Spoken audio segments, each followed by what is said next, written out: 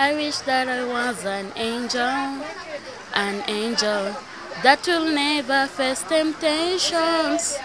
An angel, I wish that I'll live with my father.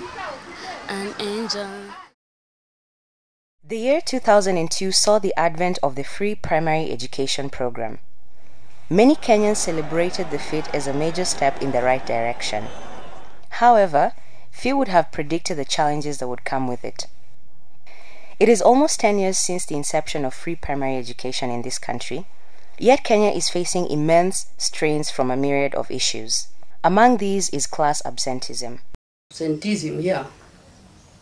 That means either children not attending schools in some days, or children not attending schools for a long time, even disappearing completely from school. That's dropping out.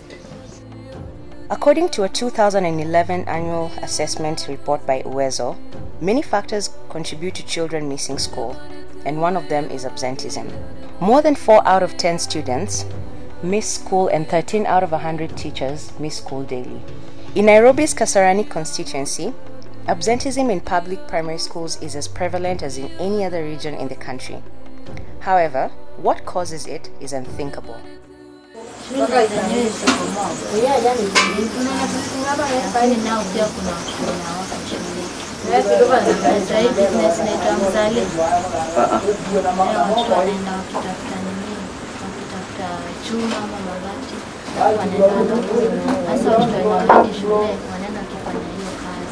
Shule unapata mara mingi haina chakula. Ikiwa kama iko na chakula, ni chakula ya kuuzwa. Sasa sisi tunashindwa. Mtoto kama ameenda shule akona njaa. Shule automatic mpaka asikie njaa. Na basi maanda anunue ile aenda rogote ile vyuma, hii mikebe hii ya plastic, apeleke pale, wengine wanamwambia tukipeleka pale tunapata hamsa. The general failure of Kenya's public education system plays a major role in such situations. These may have a direct relation to the UWEZO report findings, which show that a third of Class 8 children cannot solve simple Class 2 math problems or even construct a simple Class 2 English or Kiswahili paragraph. Persistent financial difficulty in many homes forces children to take up jobs to meet the needs in their homes. Kazi yangu tu ni kutafuta hizi chuma na kuzipeleka huko. Sasa hiyo kazi nyingine naachia huko.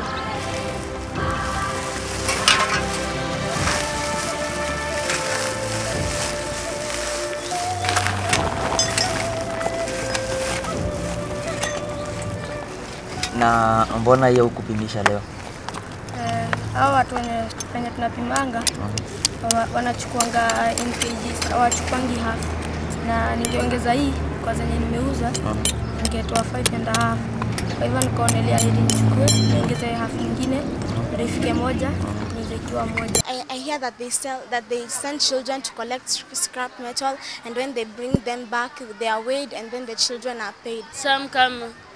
Some are sent by the parents to go to school. They wear a uniform, and when they wear a uniform, they come with the parents. When they come with the parents, they go to the stage, and then when they see the parents leaving, they go to unfinished buildings and change. Financial strains at home remain a major determinant in many children's involvement in scrap metal dealing.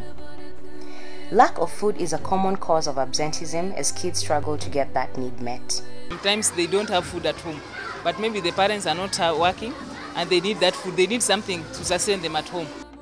It is a known fact among students, most of whom cite the lack of financial means as a leading cause of such deviance. Wako na 3 primary schools za government. Na sijaona hata hapa 1 secondary school ya government.